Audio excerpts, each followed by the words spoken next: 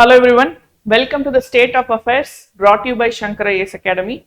Today we will discuss about the budgetary aspects of environmental conservation today. And yesterday the budget was released for the financial year of 2026 to 27. So we are going to specifically discuss about the concepts with respect to environment, how much is allotted to the Ministry of Environment, and what are the major pillars of budget allocation with respect to environmental conservation. Everything will be discussed today. So before going into the environmental aspect, first thing we have to definitely know with respect to the prelims is that what are the three kartavyas outlining the union budget. So there are three major pillars, I would say, with respect to the budget.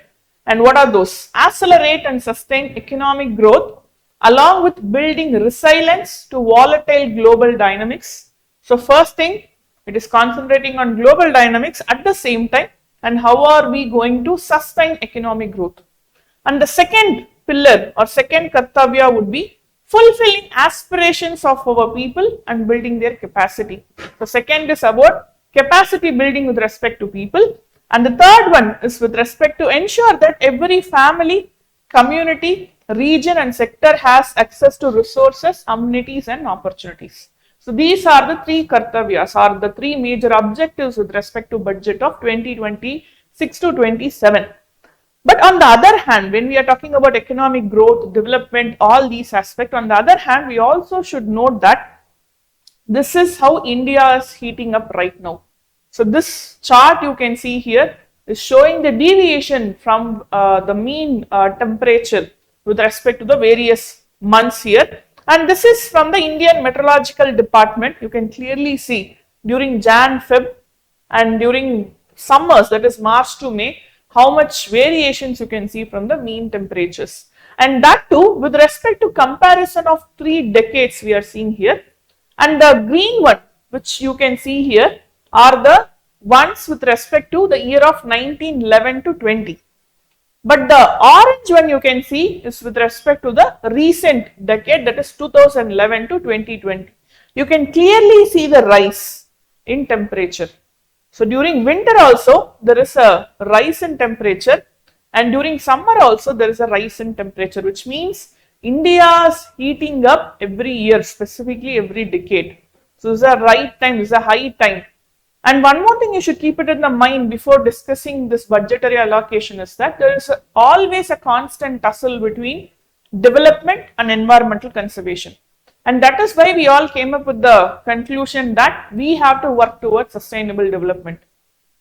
Because just with the environmental conservation alone, can we compromise the development, or only on concentrating the development can we compromise environmental conservation? These things has to be balanced. Instead of seeing these two as, the opposite components, we have to bring them together and work towards the path of sustainable development. In this aspect, so what are the major pillars? 4 pillars of India's green push. So this budget clearly sees a modestly rise in terms of, a modest increase in terms of allocation to different aspect of environmental conservation. With respect to that, what are the 4 major pillars of India's green push would be? The first one, carbon capture, utilization and sequestration and decarbonization. So this is the first pillar. So carbon capture, utilization and sequestration and also decarbonization. The first part, the carbon capture, utilization and sequestration speaks about what happens after something has happened. But decarbonization, here we are speaking about how we are going to reduce the dependency on fossil fuels with respect to specifically the heavy industries. And the second pillar would be higher allocation to Ministry of Environment, Forest and Climate Change. We can see here this year almost 8% increase compared to the last year with respect to the budget allocation to the Ministry of Environment, Forest and Climate Change. And the third one, most importantly, coastal management and pollution control. Coastal management and pollution control. We are seeing a budgetary allocation of almost 1091 crores this year with respect to this marine pollution control, which is a steep rise compared to 3 years before. So last year it was a very big rise. So almost 853 crores was allotted and then revised to 1300 crores. And this year also it has been allotted almost 1091 crores. So historically this is being like one of the largest allocation, combining the last 2 years.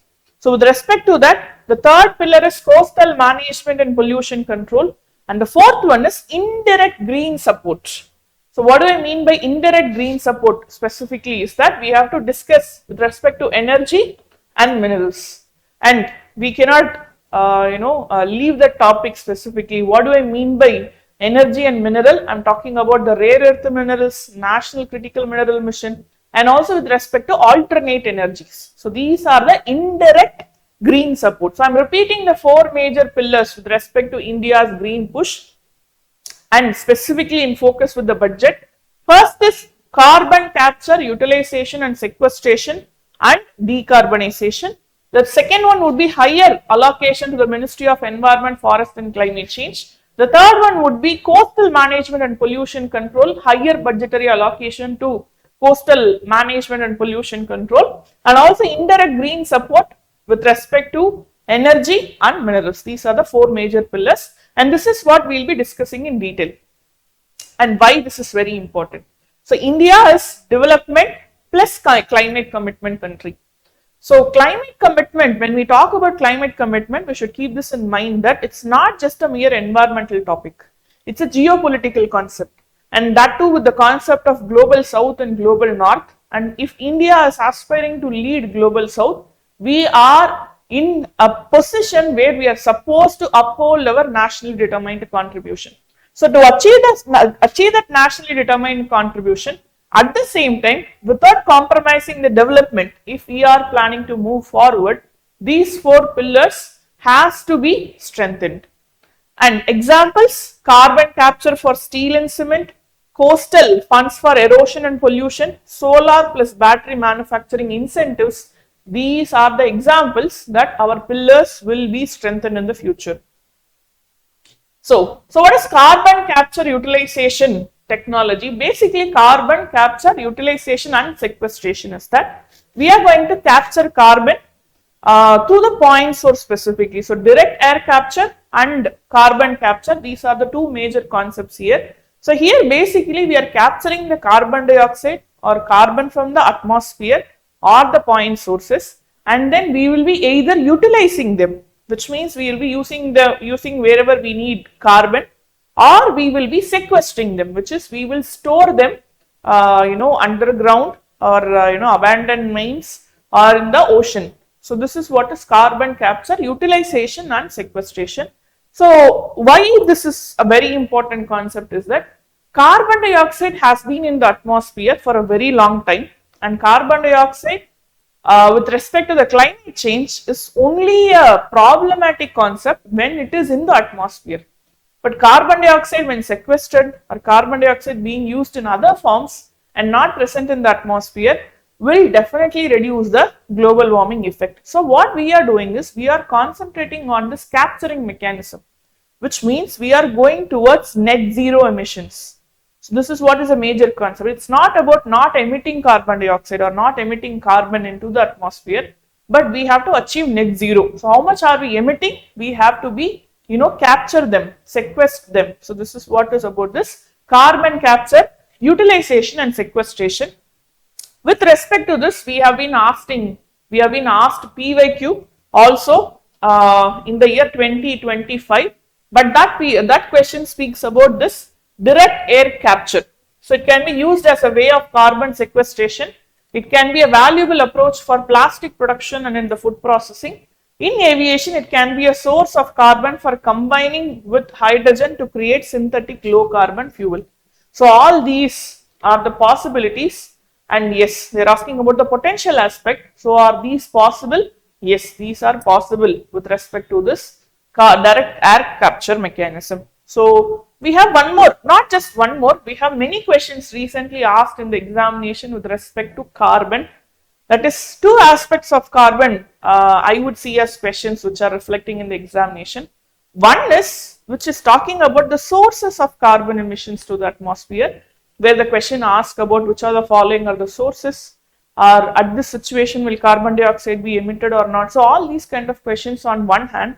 On the other hand, we are talking about the uses of carbon, which means once the carbon is captured, how are we going to use it? How are we going to use it in terms of improving our economic development? So it's not just the environmental factor. If this carbon capture utilization is properly put into work, it will definitely help to improve our environment also and economy also. So in that case, that is why we are getting more questions regarding carbon. Just try to search for the word carbon in the last 3 years. You will find at least 10 questions with respect to carbon and carbon related concepts in your question paper. That much important the concept of carbon is with respect to UPSC examination, both prelims, mains, I would say. So in this concept of carbon capture and utilization, the first pillar, so there is a 5-year roadmap laid here, and they are planning to allot 20,000 crores over the 5 years with respect to carbon capture and utilization alone. So 500 crore with respect to this particular year alone, it would be 500 crore and allotted to Ministry of Power. Okay. So next is targets power, steel, cement, refineries and chemicals, which mean they will be trying to capture carbon and decarbonize the industries, specifically with respect to power, steel, cement, refineries and chemicals. One of the, I would say, these are some of the most carbon intense industries, and focusing on them would definitely give us a very big result. So next is raise technology readiness levels, and we are going to create cluster based CCUS hubs, because when it comes to a new technology, it's not just about allocating funds, it's about making them function. So we need the technology, we need people to use it, skilled personals, and then we have to implement it, we have to make the industries accept it. So there are so many aspects of this. So we are not just allocating the funds here, but we are working on raising the technology readiness levels, which means by creating carbon or CCUS hubs. Then protect exports from EU carbon border tax. This is a very important concept. Carbon border tax. So this is a mechanism EU follows. So the tax collected at the border, specifically on the products which are carbon intense. So this carbon border tax is actually disturbing our competitiveness in the EU market. That is a major issue. So we are not going into the topic more specific about carbon tax, please refer it. So carbon border tax in brief means that, so the tax levied on products at the border, that is while importing, and those products are carbon intensive according to EU. And what is the impact of this? Is that it is reducing the competitiveness of Indian products. So the government has planned such that we can protect these exports, so that the exporters will have better advantage, such that they are protected from this EU carbon border tax. This is what is about the concept here. Like cement plant capturing carbon dioxide, construction materials, refineries storing carbon dioxide, and underground and hydrogen CCUS in terms of other sectors. All these are the example of carbon capture, utilization and sequestration. When we talk about the allotment to the Ministry of Environment, Forest and Climate Change, clearly we can see an 8% increase of budgetary allocation to environment, forest and climate change. That is, last year it was around 3,460 that is crores, and this year it is around 3,759 crores have been allocated to Environment Ministry. But when we talk about the increase, yes, we can clearly see an 8% increase. But for the need, is it enough? Is a different question altogether. Because we have commitments, we have so many things that has to be done with respect to environmental conservation. But allocating of 3,759 crores, is it enough? Is a very big question. And yes. So now talking about this Ministry of Environment, Forest and Climate Change allocation, we can see an increase of 8%. And last year, as I told you, 3,481 crores, and this year it is 3,759 crores. And the mission includes Green India Mission, wildlife and forestry and regulatory activities.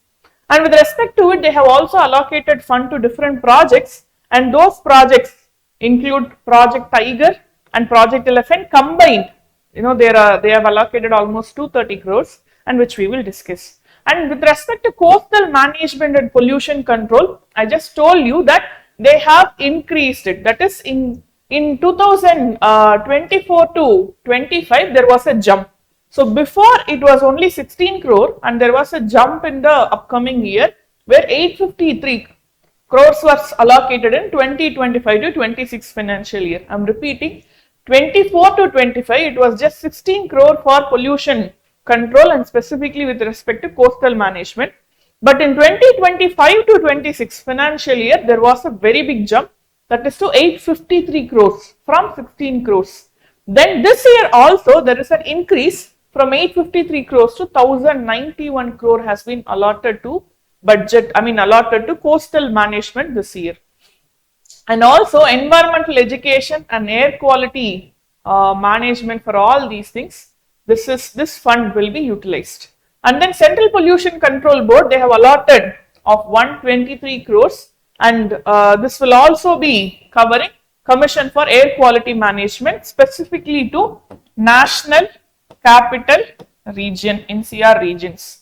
And mangrove protection in Sundarbans and air monitoring stations in NCR, plastic waste management in coastal cities, these are the major major objectives this year they are planning to with respect to environmental conservation.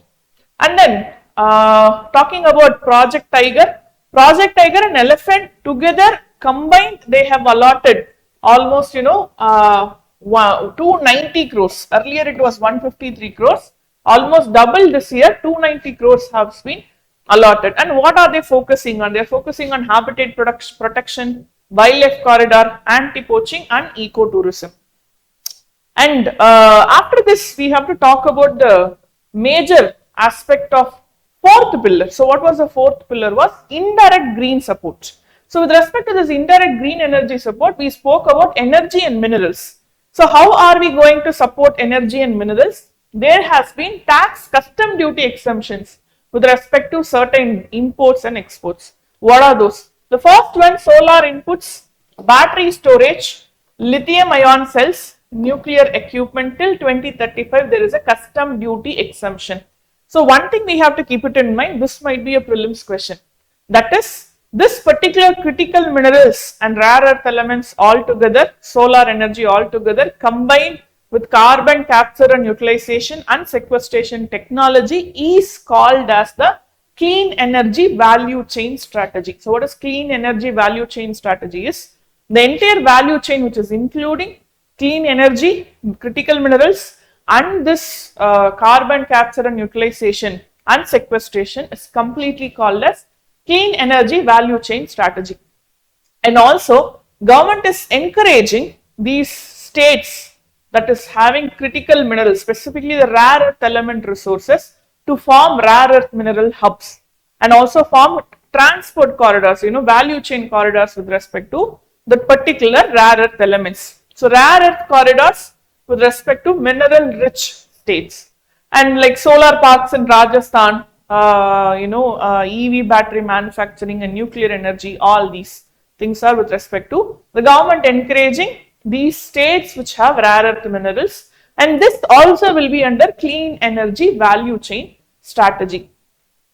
So this is what is the budgetary allocation with respect to environmental conservation, we can say. One thing that you have to understand about this, the analysis, is that we can see a clear increase. There is no instances where they have reduced the budgetary allocation. The budgetary allocation has increased, yes, so there is no doubt in that. We have seen clear jump and then double allocation with respect to Project Tiger and Elephant combined.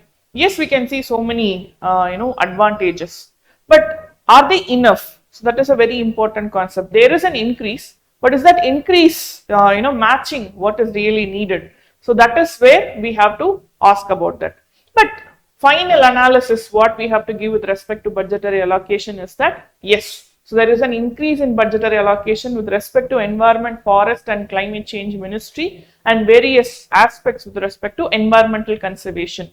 And please remember the 4 pillars with respect to this, the future, sustainable future of our country. And those 4 pillars, carbon related questions, and also they won't directly, mostly they are not asking the direct number with respect to, allocation, budgetary allocation to every, missions or every aspect.